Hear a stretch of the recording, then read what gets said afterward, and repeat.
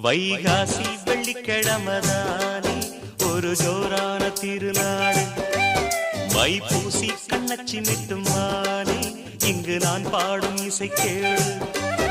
அடராசா மகந்தா புது ராகம் படிக்க இளரோசா மலரும் அதை லேசா ரசிக்க சொல்ல ஏதேதோ சேதி இருக்க.